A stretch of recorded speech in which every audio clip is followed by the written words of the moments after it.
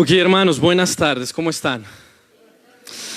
Qué bueno, es un gusto poder estar aquí con ustedes compartiendo la palabra del Señor. Ustedes notaron en nuestra orden de culto algunos textos relacionados a la Escritura y cómo es importante que nosotros como cristianos podamos, en vez de ser moldeados por el mundo, seamos sumisos a la palabra de Dios, porque la palabra de Dios es viva y es eficaz y es más cortante que toda espada de dos filos y penetra hasta partir el alma y el espíritu, y la palabra de Dios es poderosa.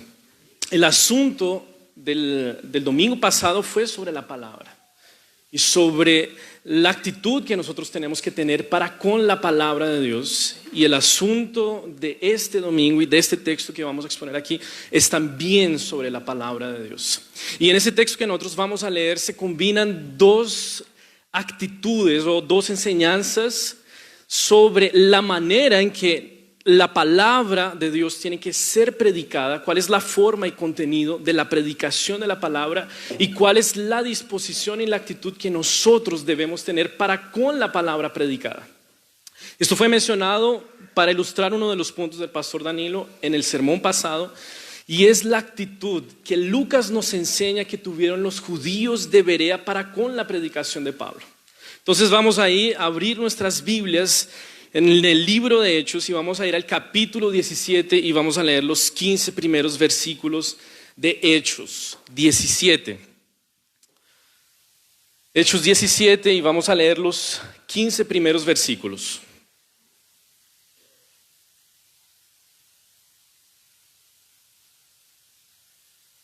Amén, ¿estamos ahí? Ok, dice así la palabra del Señor. Pasando por Anfípolis y Apolonia, llegaron a Tesalónica, donde había una sinagoga de los judíos. Y Pablo, como acostumbraba, fue a ellos y por 3 días de reposo discutió con ellos, declarando y exponiendo por medio de las Escrituras que era necesario que el Cristo padeciese y resucitase de los muertos, y que Jesús, a quien yo os anuncio, decía él, es el Cristo. Y algunos de ellos creyeron y se juntaron con Pablo y con Silas, y de los griegos piadosos gran número, y mujeres nobles no pocas. Entonces los judíos que no creían, teniendo celos, tomaron consigo a algunos ociosos, hombres malos, y juntando una turba, alborotaron la ciudad. Y asaltando la casa de Jasón, procuraban sacarlos al pueblo. Pero no hallándolos, trajeron a Jasón y algunos hermanos ante las autoridades de la ciudad, gritando: estos que trastornan el mundo entero también han venido acá, a los cuales Jasón ha recibido, y todos estos contravienen los decretos de César, diciendo que hay otro rey, Jesús. Y alborotaron al pueblo y a las autoridades de la ciudad oyendo estas cosas. Pero obtenida fianza de Jasón y de los demás, los soltaron. Inmediatamente los hermanos enviaron de noche a Pablo y a Silas hasta Berea, y ellos, habiendo llegado, entraron en la sinagoga de los judíos. Y estos eran más nobles que los que estaban en Tesalónica, pues recibieron la palabra con toda solicitud, escudriñando cada día las Escrituras para ver si estas cosas eran así. Así que creyeron muchos de ellos y mujeres griegas de distinción, y no pocos hombres. Cuando los judíos de Tesalónica supieron que también en Berea era anunciada la palabra de Dios por Pablo, fueron allá y también alborotaron las multitudes. Pero inmediatamente los hermanos enviaron a Pablo que fuese hacia el mar, y Silas y Timoteo se quedaron allí. Y los que se habían encargado de conducir a Pablo le llevaron a Atenas, y habiendo recibido orden para Silas y Timoteo de que viniesen a él lo más pronto que pudiesen, salieron. Les invito a que oremos una vez más, hermanos.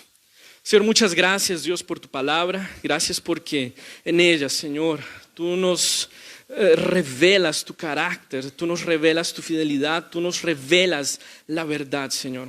Ayúdanos a ir a la Escritura, a tu palabra, Señor, con un corazón humilde, entendiendo que nuestro lugar no es de jueces sobre la Escritura, sino de oidores que obedecen tu palabra, Señor.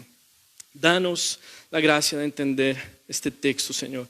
Nosotros te lo pedimos en el nombre de Jesús y para tu gloria. Amén. Bueno, como les dije, en este título, en este texto bíblico nosotros vamos a ver dos enseñanzas. La primera sobre cómo la palabra de Dios tiene que ser predicada, cuál es la forma y el contenido de la palabra predicada. Y en segundo lugar, de qué manera nosotros que escuchamos la palabra predicada, la manera en que nosotros debemos acercarnos a la Escritura. Entonces, en los 3 primeros versículos, vamos a ver que Pablo y Silas llegan a una ciudad llamada Tesalónica. Este es el segundo viaje misionero de Pablo. Pablo ya se había separado de Bernabé por ese conflicto que tuvo con Juan Marcos. Y aquí entonces ellos llegan a Tesalónica y Pablo tiene una manera recurrente de trabajar y predicar el Evangelio y a Jesucristo. Entonces él llega a la sinagoga y durante 3 días expone por la Escritura que Jesús es el Cristo y cuenta de la obra y los beneficios de lo que Cristo realizó. Entonces, en primer lugar, la predicación, o sea, lo que nosotros hacemos aquí, tiene que usar la Escritura. Y parece una obviedad, pero nosotros tenemos que seguir reafirmando que la palabra tiene que ser predicada encima de la Escritura. Porque parece que lo normal que está sucediendo en las iglesias evangélicas hoy día es que se escuchan las predicaciones, pero son opiniones de personas. Son ideas y ocurrencias de la gente, pero no la palabra del Señor. Entonces, en primer lugar, la predicación debe usar la Escritura. Y aquí vemos que Pablo hizo una exposición clara, completa y persuasiva de la palabra.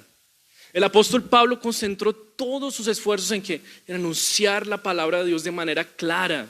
Estaba exponiendo el texto bíblico con argumentos y probando cada afirmación por medio de la Escritura. Entonces, ¿qué es lo que el que se pone aquí adelante predica? No son sus opiniones, es la palabra de Dios, es la Escritura. Y aquí vemos algunos verbos que nos ayudan a entender de qué manera Pablo lo hizo: discutiendo, declarando, exponiendo, anunciando a partir de las Escrituras. Entonces, aquí en la predicación debe haber una exposición clara, racional también y lógica de las Escrituras. Cuando estamos aquí, nosotros estamos también apelando a sus cabezas. Para venir aquí a la iglesia no tenemos que dejar el cerebro afuera, tenemos que traerlo, ponderar y considerar lo que se nos está diciendo aquí. Entonces, el beneficio de la Escritura está en abrirla, leerla, estudiarla y aplicarla. Muchos ven el beneficio de la Escritura en dejarla abierta en el Salmo 91 allá en la casa. Eso no trae ningún beneficio. El beneficio que la Escritura nos proporciona y nos comunica viene cuando nosotros con un corazón humilde abrimos la Biblia, la leemos, nos preocupamos por entenderla y entonces vivimos las palabras de la Escritura. ¿Y cuál era el contenido de la predicación de Pablo durante esas 3 semanas, durante esos 3 sábados? Cristo, Cristo. Y eso es lo que nosotros cuando venimos aquí debemos verificar en la predicación. Nosotros debemos ver que Cristo sea proclamado y anunciado como nuestro Salvador y Señor, como nuestro único sustento, suficiente, necesario para nuestro vivir. La palabra entonces predicada aquí debe ser cristocéntrica. Tiene que apuntar a Cristo. La palabra predicada tiene que hacer con que Cristo sea todo lo que deseemos, con que nos demos cuenta de que Cristo es todo lo que necesitamos. Debe hacer con que nosotros queramos a Cristo y que Él sea el centro de nuestras vidas. Entonces, la predicación no se trata de recitar aquí una serie de consejos que apelan a sus recursos interiores o a su fuerza de voluntad y le sugiere algunos pasos para que tenga una vida de éxito. Eso no es predicación cristocéntrica, como muchos de los púlpitos han predicado en muchas iglesias. No se trata de decirte a ti que con un poco de esfuerzo, de buena actitud, de actitud positiva, tú te puedes convertir en una versión mejorada de ti mismo. La predicación declara que nosotros estamos perdidos sin Cristo y que Cristo es suficiente y que Cristo es todo lo que nosotros necesitamos. La pregunta es, ¿será que las personas que visitan nuestra iglesia pueden salir convencidas de que Cristo es todo lo que necesitan? Y no solo a partir de lo que decimos aquí desde el púlpito, porque por la gracia de Dios nosotros tenemos la preocupación de que así sea.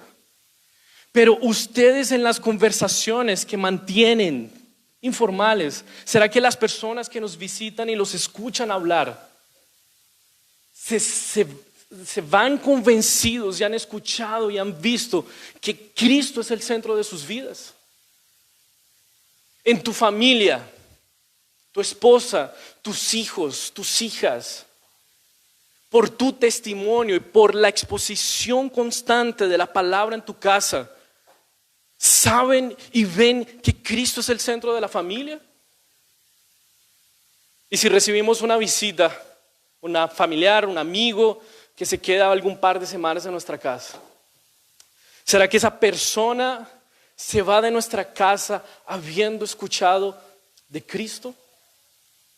¿Se va convencida de que el centro de esa familia es Cristo? Ese debe ser el centro de nuestra predicación, de nuestro evangelismo, de nuestra proclamación, Cristo. ¿Y cuál fue entonces el resultado de esa proclamación clara, con discusión, con exposición, con persuasión y con argumentos? Versículos 4 y 5 dice así: y algunos de ellos creyeron y se juntaron con Pablo y con Silas, y de los griegos piadosos gran número, y mujeres nobles no pocas. Entonces vemos que algunos creyeron a la palabra predicada, pero habían otros que no creyeron. Entonces los judíos que no creían, teniendo celos, tomaron consigo a algunos ociosos, hombres malos, y juntando una turba, alborotaron la ciudad, y asaltando la casa de Jasón, procuraban sacarlos al pueblo. Algunos creyeron y otros se opusieron.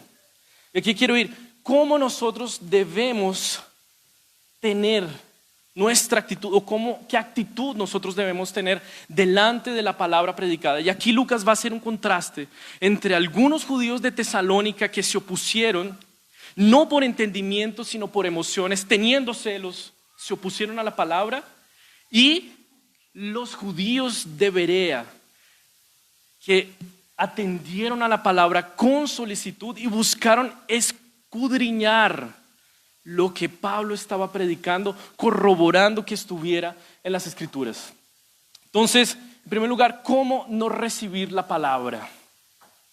¿Cómo no recibir la palabra? Bueno, vemos aquí que la oposición de estos judíos de Tesalónica fue generada no por entendimiento, no por consideración del texto predicado, sino porque sintieron rabia, sintieron celos, se agitaron en sus emociones y entonces alborotaron la ciudad.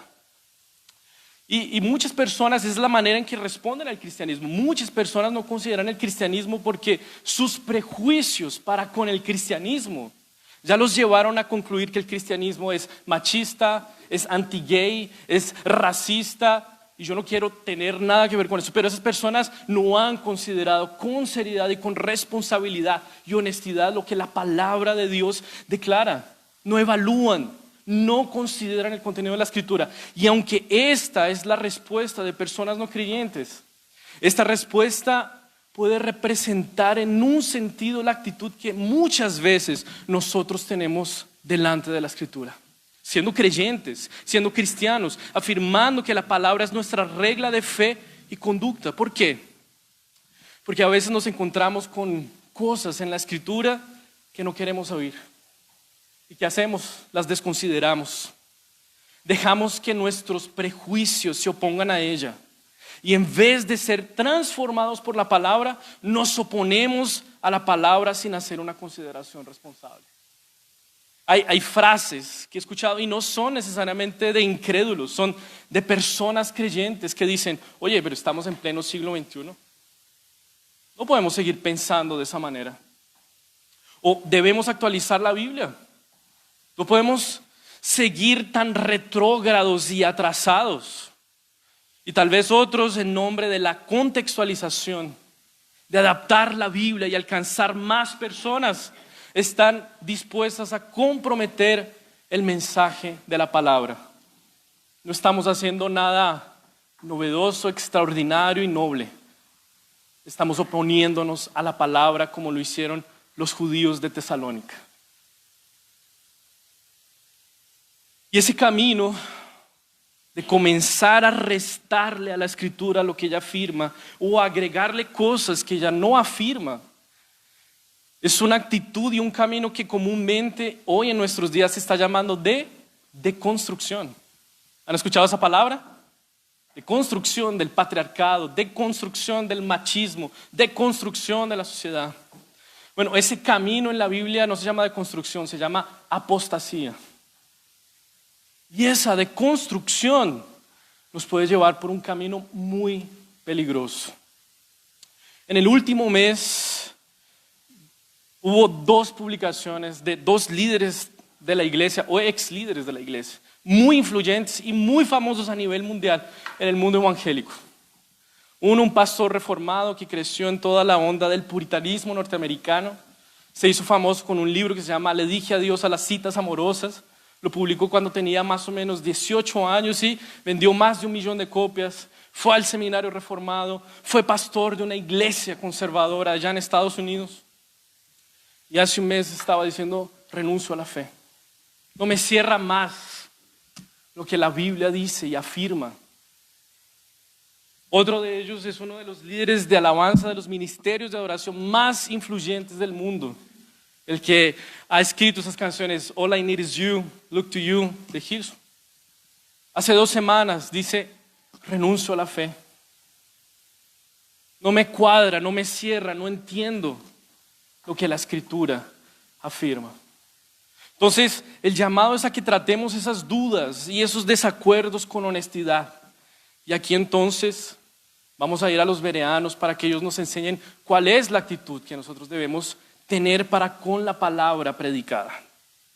Versículos 10 y 11, dice ahí: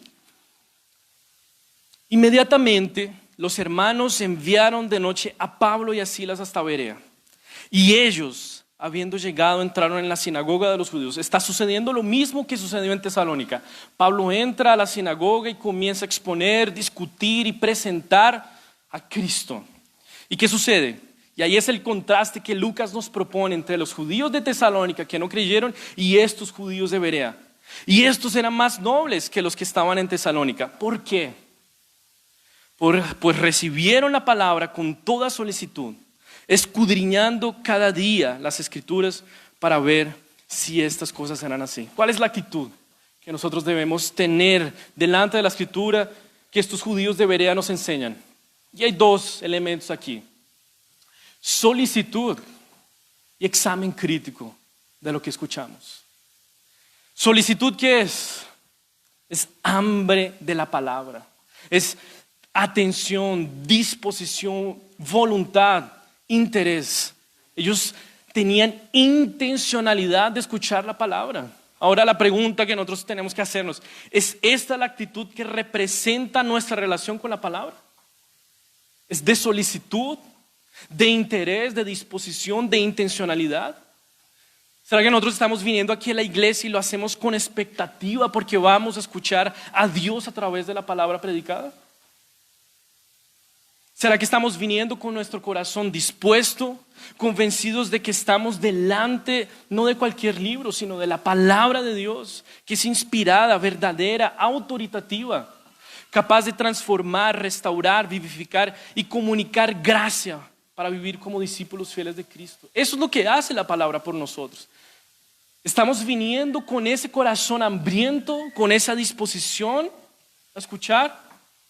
Y tal vez tenemos que hacer cosas muy prácticas y sencillas, traer la Biblia en físico. Porque en el celular nos van llegando notificaciones y eso nos va desconectando de la predicación. Traer un cuaderno para anotar lo que se está predicando aquí. Después corroborar o seguir estudiándolo. Este mensaje resultó porque yo me quedé dándole vueltas al sermón de la semana pasada. Y ahí comencé a estudiar y ¿es esto lo que voy a predicar? ¿Con qué disposición nosotros estamos viniendo aquí a escuchar la palabra? Necesitamos la palabra de Dios como un sediento necesita agua en el desierto. Y cuando un sediento se encuentra, aunque sea con un trago de agua, se lo toma y siente un alivio y un refresco. Pero nosotros no estamos muchas veces sedientos por la palabra. Lo encontramos aburrido, fome, que no es interesante. Tenemos que pedirle al Señor que nos dé amor por su palabra. Bueno, no solo tenían entusiasmo estos judíos de Berea, ellos también examinaban con imparcialidad las escrituras, o sea, con humildad. Cuando el texto nos dice ahí que ellos escudriñaban la escritura todos los días para ver si las cosas eran como Pablo las colocaba, nos está diciendo que ellos tenían de verdad una humildad y un acercamiento sin prejuicios. O sea, ellos no querían imponerle a la escritura sus prejuicios, sus opiniones o el mundo, sino querían que la palabra de Dios fuera su regla de fe y práctica. Y lo interesante es que no importaba que fuera Pablo quien estuviera predicando. La última palabra la tenía la escritura. Podría ser Pablo el que estuviera predicando. ¿Qué dice la escritura? Bueno, Pablo también escribió la escritura, ¿no? Pero es interesante cómo Lucas nos llama la atención. Ellos daban a la escritura la última palabra, o sea, daban a ella toda la autoridad para determinar lo que debían creer y practicar. Y eso nos enseña que no podemos caer en el error de pensar que el predicador es el que nos alimenta. El que nos alimenta o lo que nos alimenta es la palabra de Dios, predicada con fidelidad. ¿Por qué? Porque Dios tiene compromiso con su palabra, no con la palabra del predicador. Y esto también tiene que ayudarnos a cambiar nuestra disposición para con la persona que está aquí adelante predicando. Lo digo así, no es el pastor Danilo, mejor no voy. Porque es la palabra de Dios la que nos alimenta. Obviamente hay otras personas que lo hacen mejor que otras, pero recordemos, somos como sedientos que necesitan agua. Hay gotitas ahí que, con esa disposición nosotros tenemos que acercarnos a la palabra. Entonces nosotros decimos que la palabra, que la Biblia es nuestra regla de fe y práctica, ¿no? Y tiene que ver con la autoridad de la Escritura. Esto significa que solo la palabra puede determinar lo que debemos creer y predicar. Pero aquí quiero tal vez nosotros podemos pensar que esa fe y práctica a la que tiene autoridad o sobre la que tiene autoridad la Escritura tiene que ver apenas con la iglesia o con la esfera religiosa. Ella tiene autoridad sobre la fe y la práctica del cristiano, pero tiene que ver solo con asuntos religiosos. Pero la Biblia es la verdad absoluta de toda la realidad y no solamente de asuntos religiosos. Entonces la Escritura, hermanos, tiene que determinar cómo debemos ser padres, madres, cómo debemos ser esposos y esposas, cómo debemos ser hijos e hijas, profesionales, jefes, empleados y así por delante. Es nuestra regla de fe y práctica fuera de la iglesia y dentro de la iglesia. Debe determinar lo que debemos creer y lo que debemos practicar en todas las esferas de la vida. La pregunta es, ¿a quién das la última palabra en todas esas otras áreas? Sobre la educación de tus hijos, sobre la manera de trabajar, sobre la manera de relacionarte con la creación, sobre la manera de comprar, sobre la manera de entender la diversidad sexual. ¿A quién estás dando la última palabra? Y la última palabra se la puedes dar a la cultura, a los intelectuales, a los formadores de opinión, a tus profesores, al mercado, a la psicología, al horóscopo, a las estrellas, a un montón de cosas. ¿A quién le estás dando la última palabra? ¿Quién tiene autoridad sobre lo que tú crees y practicas? ¿Qué dice la Biblia? Y aquí con seguridad, hermanos, nos vamos a encontrar con cosas que no nos van a gustar, que van a ser difíciles de oír. que van a ser difíciles de entender y no podemos huir del hecho de que en la Escritura hay cosas difíciles de comprender. El propio apóstol Pedro, refiriéndose a algunos escritos de Pablo, dice, oye, Pablo escribe muy difícil, está muy complicado entender a Pablo. Y algunos han hecho de esos textos pretextos para su propia perdición y destrucción. Entonces, delante de lo que no entendemos, ¿vamos a abandonar la fe? Delante de las respuestas que la Escritura nos dice y que no queremos escuchar, ¿vamos a desviarnos del camino? Muchos han hecho ese camino.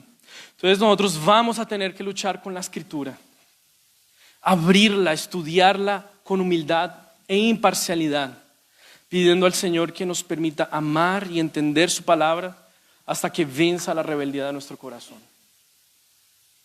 Y para eso está este equipo pastoral aquí también. Quiere entender cosas que le están costando. En la Escritura puede venir, juntarse con nosotros, vamos a abrir la Biblia, vamos a estudiarla y vamos a entender y buscar la dirección de Dios para tener un entendimiento de la Escritura. Por favor, aprovechen esto. Aquí hay una frase de J.I. Packer, un pastor anglicano muy interesante sobre esto. Dice, no debemos abandonar la fe en algo que Dios nos haya enseñado por su palabra, simplemente porque no podemos resolver todas las cuestiones que el tema levanta. Nuestra propia competencia intelectual no es la prueba y medida de la verdad divina. No debemos dejar de creer porque nos falta entendimiento. Debemos creer para que podamos entender. Entonces, aquí en este texto nosotros vemos que ni el predicador ni quien escucha están haciendo un uso superficial de la Escritura. Vemos a Pablo argumentando, exponiendo y anunciando la Escritura con competencia, y vemos a los bereanos dispuestos con solicitud a la palabra, corroborando en la Escritura lo que escuchaban, dando a ella la suprema autoridad. Esa es la manera en que nosotros debemos predicar la palabra y disponernos a la palabra. ¿Por qué dar a la Escritura la última palabra entonces? ¿Por qué tener esa disposición de solicitud, de hambre y sed por la palabra? Porque en ella encontramos a Cristo. Y Cristo en su obra hace algo que nadie más hace. Y este es el efecto de la palabra.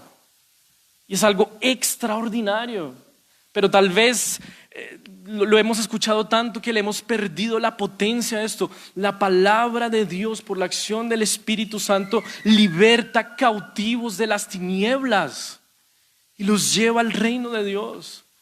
Esto lo hace la palabra de Dios, este es el efecto. Por eso nosotros podemos confiar en la Escritura, guardarla, obedecerla, escucharla con solicitud. Porque tiene un efecto y un poder que ningún otro elemento puede causar. Resucitarnos de la muerte espiritual por medio de la acción del Espíritu Santo.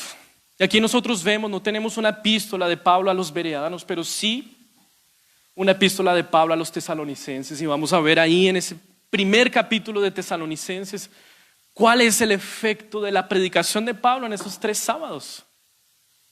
Sobre estos judíos de Tesalónica.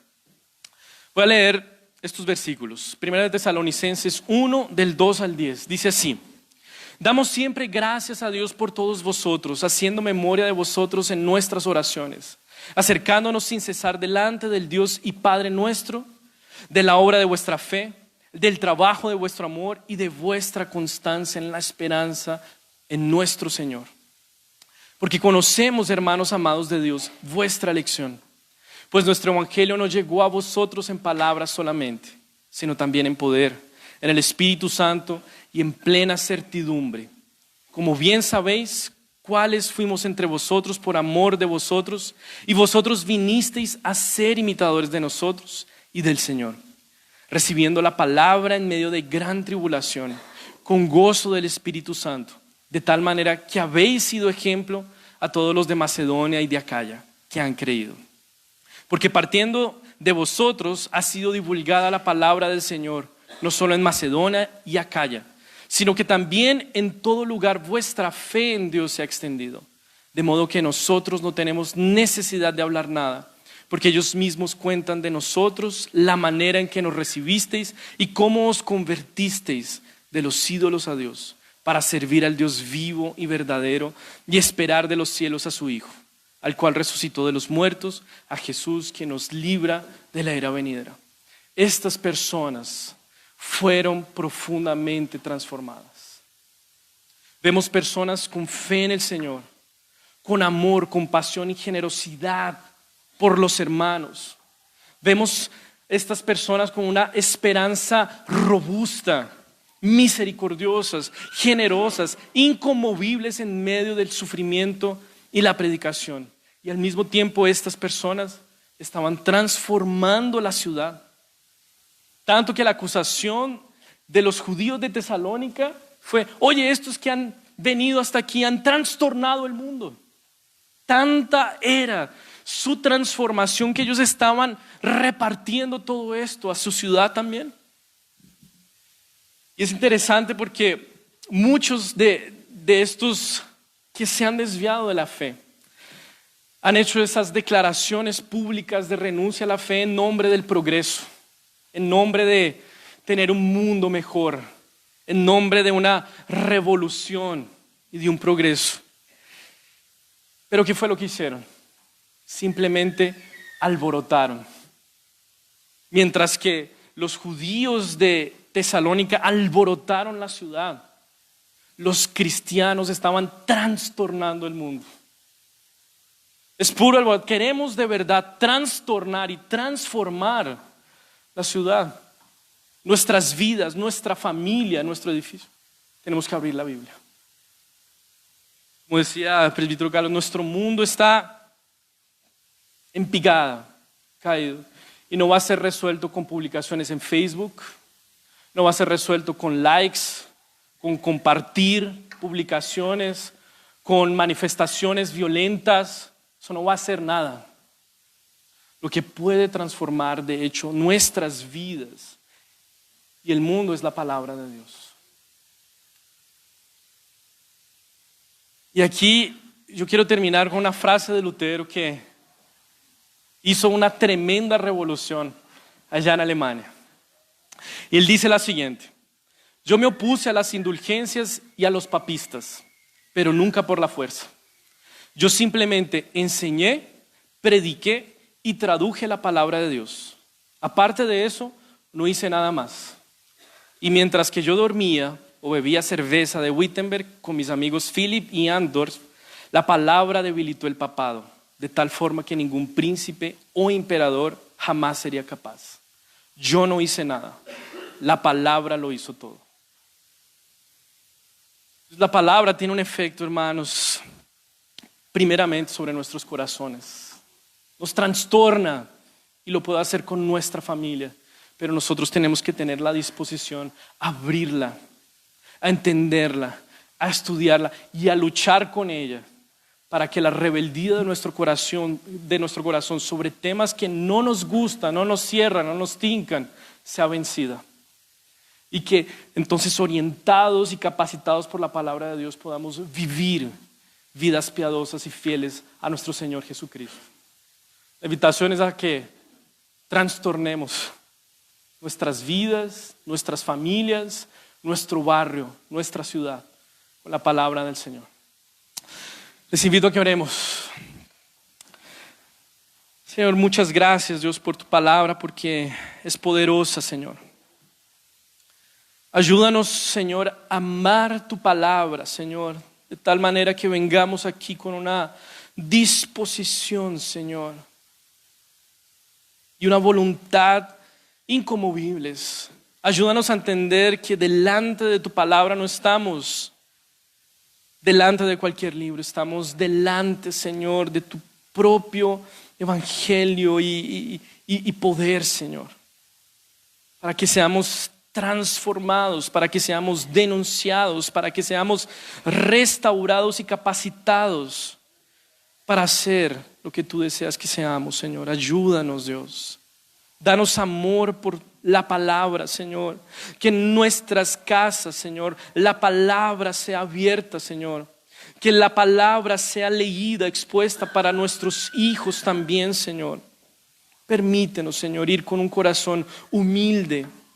Reconocemos y confesamos que hay cosas que no nos gustarían que estuvieran ahí, Señor. Pero rogamos que tu gracia, Señor, y tu propia palabra venza la rebeldía de nuestro corazón y que nosotros podamos con humildad obedecer la palabra sagrada, Señor. Ayúdanos, Señor. Necesitamos de ti, Señor. Estamos agradecidos en el nombre de Jesús y para tu gloria. Amén.